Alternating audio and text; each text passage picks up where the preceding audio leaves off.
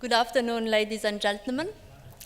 It is my pleasure to introduce to you the Coffee and Health session and to start first with giving you a little bit of an overview of the ISIC association and activities. As we already discussed today, we all share a same passion and love for coffee, and as an incredible source of pleasure and a valuable source of sustained revenue for all of us.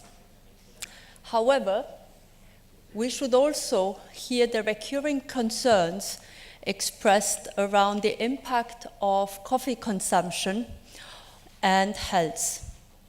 These may act indeed as possible barriers to enjoy coffee and should thus be carefully considered. Coffee is the most investigated food, and also the majority of the studies published every year, which is up to 150 peer-reviewed scientific studies published on coffee and health. What we still see is that most of them show no effect on health or even possibly positive effects on health. The public perception is not in line with science, and there is a lot more mitigated or mixed feelings, with concerns ranging to possible impact on sleep over to impact in pregnancy, cardiovascular health, probably any of the human health effects you may think of. Somebody will have some questions on concerns related to coffee consumption. It is in this context that ISIC, the Institute for Scientific Information on Coffee, was founded already 25 years ago as an association to help establish scientific facts on coffee consumption and health, and then also raise public awareness of these scientific facts. All ISIC's activities in this area of coffee and health are rooted in science. The findings are consolidated from peer-reviewed studies and also in discussion with a range of experts, independent scientific experts, which ISIC is working with. If needed, we would also fund some independent research in areas where we identify scientific gaps that need to be addressed in terms of coffee and health knowledge. This consolidated scientific view is then shared with the broader audience via the Coffee and Health website as our living and comprehensive repository of what is today known about coffee and health. We also ensure that other partners involved in the area of coffee get access to that information. It may be the national coffee associations around the world and of course in Europe, as well as some of the major health associations, like for example the International Diabetes Federation or the European Alzheimer's Association, with whom we collaborate on different aspects. To broaden awareness and impact of these facts even further, we also actively reach out to international medias, both conventional media as well as online medias, with the new news around coffee and health and the consolidated facts in the different topics and areas. Being very conscious of where the conversation is moving in terms of information and news, we have also actively engaged into social medias, leveraging, for example, Twitter as one way of relaying new news to a broader audience and making sure it is also happening in the online blogosphere. After now just 3 years of sustained communication, we now see that the level of conversation in social media as well as in the general media has significantly raised. We have seen that ISIC is now becoming a trusted, reliable partner for some of these professional stakeholders, opinion leaders, who also proactively reach now out back to ISIC in order to go back to the facts, to really get the full overview of what does science say today about coffee and health. And this is one point we, in the interest of the total chain of value behind coffee, we will continue promoting as Coffee and Health. In today's session on coffee and health, obviously we will not be able to provide you a total and comprehensive overview of all the facts behind coffee and health, but we have selected for you a few highlights which we believe are the most salient points around coffee and health, which we will be discussing with a range of scientific experts during the session. If you would like to know more in depth around ISIC or on the different aspects related to coffee and health, you may have noticed there is a small booth outside where you can get more of the details and facts around it. Together, working together with ISIC as well, we have another prominent association, which is ASIC, the Association for Science and Information on Coffee, which has been established more than 50 years ago. And we will have Jim Coughlin, who is a board member of ASIC, taking us over ASIC as an association and its activities, as well as a general introduction into coffee and health, before we then move into our expert roundtable with an external moderator and some of our scientific guest speakers. With this being said, I would now like to hand over directly to Jim, who is going to introduce to you ASIC and provide you with a general overview on coffee and health. Jim?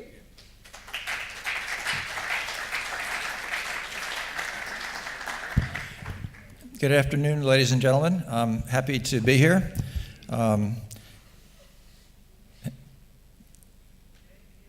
There's my first cover slide. Let me skip past that pretty quickly. I'm going to try to cover today in 15 or 20 minutes a lot of territory just to introduce the subject of coffee and health, go over some of the historical aspects, go into some new concepts that you may not have heard about, the holistic approach and the coffee cancer paradox, and also finish up with a little bit about caffeine. We thought we had solved all the caffeine and health problems, and along came energy drinks and caused quite a stir. So I'll give you a little summary of that and then a conclusion. I would like to dedicate my talk today to a dear departed friend, Andrea's father, Dr. Ernesto Ely. I first met Ernesto at my first ASIC meeting in Brazil in 1982. And I do miss him. I learned so much from him, and I'll take you into some of the things that we used to talk about all the time, and some of this is in my presentation today. This is the association. Ernesto was one of the co-founders of ASIC. It began over 50 years ago. It's a professional society of coffee scientists headquartered in Paris. And our key activity is every 2 years we do an international coffee science conference all over the world, and then we publish the proceedings in the areas that you see there. And more recently, we've been adding sustainability to our international conferences. The last 6 conferences you can see listed there where they occurred. We had 2014 in Colombia, and it was in early September. It was the same week that Science magazine came out with the publication of the coffee genome, and we had 5 or 6 people who were involved in the coffee genome research actually present at our meeting. And we're having our next meeting a little over a year from now in Yunnan province in China, and we invite people to get involved in the association if you're a coffee scientist, and also to join us in China. We've had conferences. The Columbia Conference was our 25th biennial conference. They've been held all over the world, most of them in Europe, but we have jumped around in the growing countries and also in the consuming countries. I've been involved. I was at General Foods. I started in 1981, and when I got there as a food toxicologist, they told me that I was going to spend half my days and nights on coffee and health, and I knew nothing about coffee and health at the time. So it's now about 34 years I've been involved in coffee and health, and it's actually been the greatest learning experience of my life, because coffee or caffeine has been accused of causing almost every disease. So I've had to dig into and study almost every disease when it comes to studying coffee and health. There's been a lot of very good, well-conducted studies in recent years. In the early years, there were some really bad studies, and I'll take you through some of that. There's been good and bad policy decisions, but one of the most important concepts related to coffee and health is the media is all over coffee and health. Very extensive media coverage has been going on for 35 years during my whole time involved in it. I'm also going to take you through some of the beneficial health effects, and as some of the other speakers will do today. To kind of summarize quickly, my first 15 or 20 years, there was a lot of bad news about coffee and caffeine and other constituents that were in coffee. However, for the past 15 years or so, it's almost completely turned around, and the good news is that almost all of that earlier bad news that we so struggled with, it was all wrong. And better science, more medical evidence has developed to actually turn around the story to the point where coffee and caffeine are actually good for us, and we're going to be hearing more about that from our other speakers today. So let me take you through just kind of a quick history of the myths and the facts that have occurred. This was a famous senator in Senator Daniel Patrick Moynihan in the U.S. Senate, and he was fond of this quote, and we have suffered with this for many, many years in the coffee and health scene. Everyone is entitled to his own opinion, but not his own facts, and there's been so many crazy opinions about coffee and health and caffeine and health through the decades, and we're finally getting around to really establishing the facts. The maligning of coffee, I did not start until '81, but the maligning of coffee started in the late '70s. I've highlighted in red some of the disease issues. Heart attack, coffee and heart attack cropped up as early as the 1965. Does the caffeine in coffee be responsible for causing heart attacks? We had birth defects, and I'll go into that in a little bit more detail. Coffee and cancer has been absolutely a huge arena for the past 35 years. There's also been some smaller issues. Is calcium loss in the body, and is bone loss in the body from taking in caffeine? Is there a relationship with osteoporosis?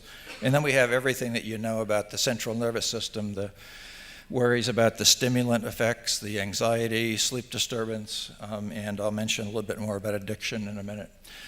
This was a 1986 cartoon in the New York Times the day after Harvard published a study saying coffee caused heart attacks, and people are switching to chocolate because of the bad effort that went on in that study. As a toxicologist, we work with animals, and we've done this so often to animals that we have some terrible studies in the literature. The worst of them relate to birth defects, but there are hundreds and hundreds of studies where coffee or caffeine or some other constituent in coffee has been fed just like that. So I won't go into, I should probably skip over this slide in the interest of time. How did some of this happen? Some of the studies that have been given in the early 80s and in later 80s were studies of, say, college students who did not drink anything that had caffeine in it. And researchers would measure their blood pressure, and instantly the blood pressure would go up after 2 or 3 cups of coffee. So coffee got accused of causing an increase in blood pressure. However, if you're on a daily basis taking in your coffee or caffeine, a tolerance develops, and your blood pressure, it might spike the first couple of days, and then it just levels out. So we've learned that in the literature. We've made the mistakes of giving massive doses. There's been a lot of human epidemiology studies that have been done very poorly, and you're going to hear a really top epidemiologist this afternoon talking about how that's improved. The reproductive effects were a very big story back in the late 70s. FDA did a study where they forced, like you saw in that picture, they forced caffeine at massive doses into rats by a stomach tube, and the rats had missing toes. That's a birth defect, and it caused a tremendous amount of trouble. However, there was criticism of that study, and industry and university scientists forced FDA to go back and do the study where they gave the same amount of caffeine in drinking water and allowed the animals to sip the drinking water during the day. We call that the sipping study. Absolutely no birth defects if you're allowed to take your caffeine, not by stomach tube, but by just normal everyday drinking. Years and years of studies have followed on almost every possible reproductive and developmental effect, but there's been, in the past 10, 12 years or so, there's been more than 25 really extensive reviews published saying that there's really no link between caffeine and these reproductive effects. Another major issue that we started dealing with in the late 80s is addiction. I'm not sure if it's ever called Europe's favorite drug, but in America, this was a book written by a nurse in the 80s, America's Favorite Drug. And the issue of addiction has been plaguing us for the past 25 years or so. A very recent review was done. They studied, the American Psychiatric Association studied caffeine and its possibility of being an addictive substance. They started this, and the final publication came out in May 2013. They came to a final decision after a lot of good research and a lot of good thinking that caffeine was not addictive in the true sense of the way heroin and methamphetamine and those things are addictive. And this whole area for 25 years has plagued caffeine because people have been warning about an addiction that really is an addiction. And I would really wish people, friends and colleagues and family, I'm addicted to coffee. I wish they would just stop saying that, and the word coffee, loving coffee is here. I just stop saying that you're addicted to coffee because caffeine is not addictive. It's now been proven. There's a whole series of beneficial physiological effects. I won't go into them in detail. You've heard about some of them earlier today. But the good news, and you're going to hear in more detail some of the good news after me, there's actually in the regions of 3 to 6 cups consumption per day, very good stories developing on these diseases. You'll hear about Alzheimer's, type 2 diabetes, and cardiovascular disease today from the other experts, and I'm going to take you into some of the cancer issues. But I mentioned that Dr. Elke and I used to stand around at meetings and talk about things, and he introduced me to this term, the holistic approach, and he was really ahead of his time with this because we now call it benefit-risk assessment of foods and beverages. And the idea is, I'll take you into some details about what the idea is here, but it's to look at the whole beverage, the whole food, and not just one individual chemical in it. So when you do a benefit-risk evaluation of coffee consumption, coffee has actually known these days to have over 2,000 identified chemical compounds. Most of them are flavor and aroma compounds that come from the browning, the Maillard browning reaction. But coffee is also known, it's been known for many, many years, that it contains naturally occurring antioxidants that are health protective, and these are the chlorogenic acids that grow right in with the plant. But the other thing is when we run the Maillard browning reaction and with heating and roasting of coffee, the beautiful brown color that gets produced in coffee and toast or whatever the other product happens to be, that color is actually a polymer, and these chemicals are called melanoidins, and they are wonderful antioxidants. So there's been studies done in the US and other Western diets. The number one source of health protective antioxidants in the diet is coffee, not wine, not fruits, not vegetables, it's actually coffee. And so we try to urge health authorities that are looking at the safety of coffee, would they please, look at all of the coffee components and not just one coffee component at a time. And Dr. Elke used to call it the holistic approach. We still use that term, but he was actually talking about a benefit-risk evaluation of the whole food product. I mentioned I started in '81 at General Foods, and the first year I was there, my personal baptism by fire was coffee causes pancreatic cancer. That was a Harvard study published by one of the best epidemiologists and the guy who wrote the epidemiology textbooks. He was the dean of epidemiology at Harvard. And he published this in our most prestigious medical journal, the New England Journal of Medicine. Absolutely intense media coverage, and coffee sales went to hell, seriously, during most of 1981, just because of this one study. His methodology and techniques were criticized by university and university and industry scientists. He went back and restudied it, and it took him 5 years, but in 1986, in a tiny little 2-paragraph letter in the New England Journal, he retracted everything he said from the 1981 study, but that didn't get any media attention. And we've had 50 more studies of coffee and pancreatic cancer since that time, and there's really no link between coffee drinking and pancreatic cancer. I mentioned the Maillard reaction. While it produces wonderful flavors and aromas that characterize coffee, it also produces, in the presence of heat, animal carcinogens, cancer-causing chemicals that are determined to be cancer-causing by the high-dose testing in animals. Two of the ones that have given us the most trouble are acrylamide and furan.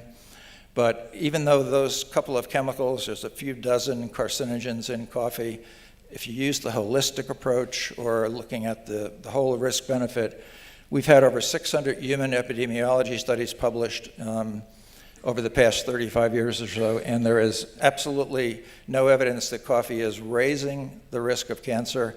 And in many of the tumors that have been looked at in various organs, coffee consumption is actually reducing the risk of cancer. I have coined the term the coffee cancer paradox to try to describe this. And the way I lay it out is, how can a beverage that contains a dozen or so, or maybe 2 dozen, animal carcinogens actually reduce the risk of cancer? There's a paradox in that. It's loaded with carcinogens, very low levels, and we've had huge battles over all of those chemicals in coffee. But the beverage itself, the whole beverage as you consume it, because of antioxidants and other factors that we don't even know about, is actually reducing the risk of cancer. I mentioned earlier that caffeine has caused us some trouble. We thought we had all the caffeine issues solved, and the caffeine issues have arisen because of the emergence of energy drinks, certainly in Europe and in the US.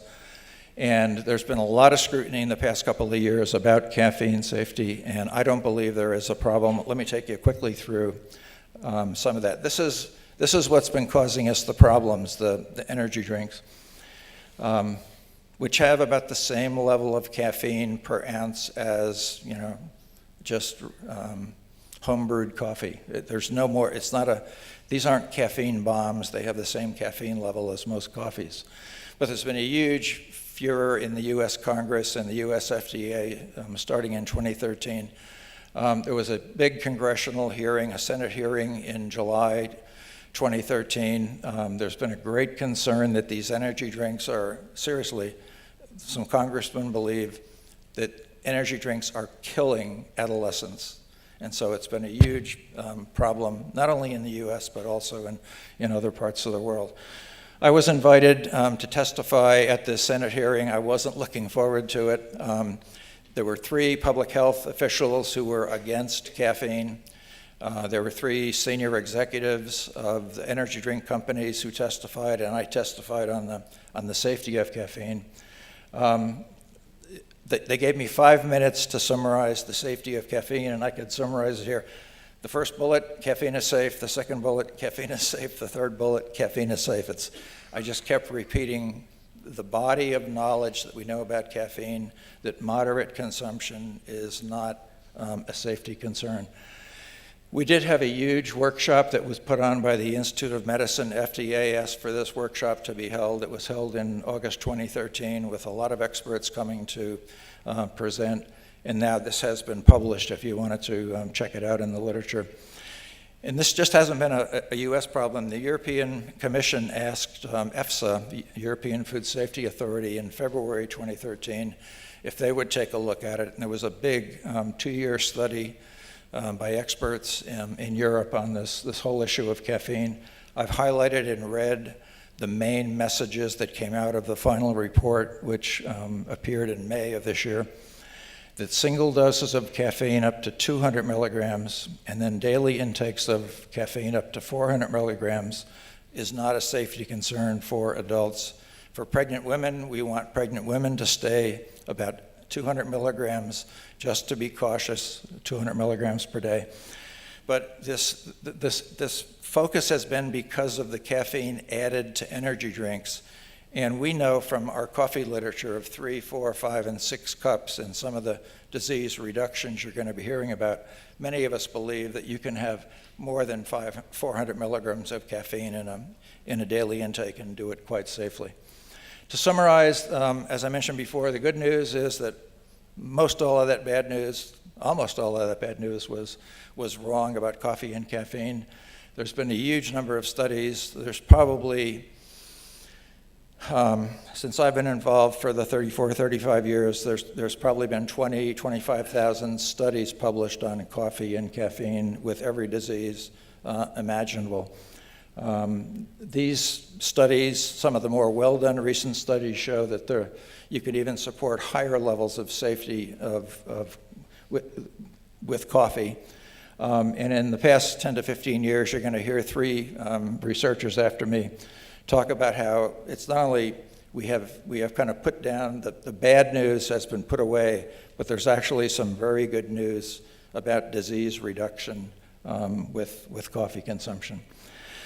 The key thing we have to do now, we know about these disease reductions, but we aren't satisfied until we do more work and try to figure out what is the mechanism by which coffee is reducing diabetes. What is the mechanism, the biological, biochemical, physiological mechanism? So we've got a lot more work to do, but I think we can say already that even though the wine people think they have the healthiest beverage, I believe that we have the healthiest beverage for consumers. Thanks much.